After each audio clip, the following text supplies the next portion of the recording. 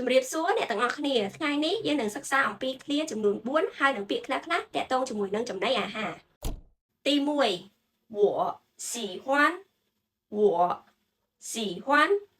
ខ្ញុំចូលចិត្តទី2我喜欢吃我喜欢吃ខ្ញុំចូលចិត្តញ៉ាំទី3我想吃我想吃ខ្ញុំចង់ញ៉ាំ我不想吃我不想吃ខ្ញុំមិនចង់ញ៉ាំក្រោយពីបានសិក្សាតាក់ទងជាមួយនឹងឃ្លាទាំង4នេះហើយយើងអាចភ្ជាប់ឃ្លាទាំង4នេះជាមួយនឹងពាក្យតាក់ទងជាមួយនឹងចំណីអាហារដែលមានដូចខាងក្រោមមានប៉ាវ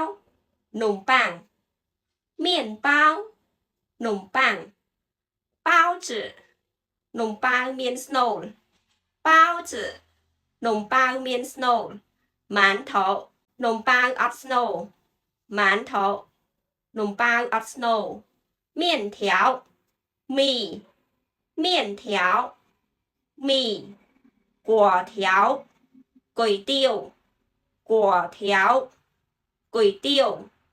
汉堡包 hamburger 汉堡包 hamburger សាឡាបន្លែសាឡាត់សាឡាបន្លែសាឡាត់寿司sushi寿司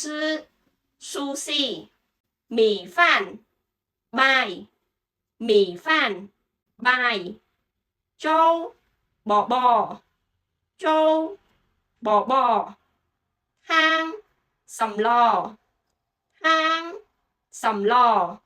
火锅ស៊ុប火锅ស៊ុប香肠សាច់ក្រក香肠សាច់ក្រក热狗 hot dog 热狗 hot dog 意大利面มีอิตาลี意大利面มีอิตาลี饺子กิ้ว饺子กิ้ว甜甜圈นมโดนัท甜甜圈นมโดนัท油条นมชาไข่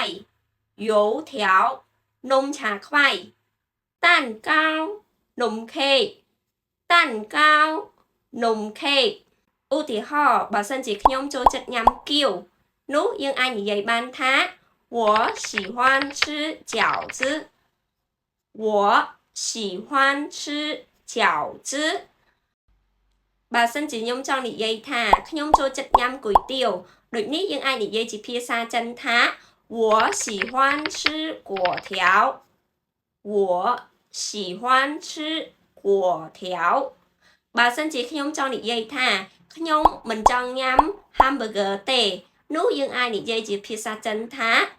我不想吃汉堡包我不想吃汉堡包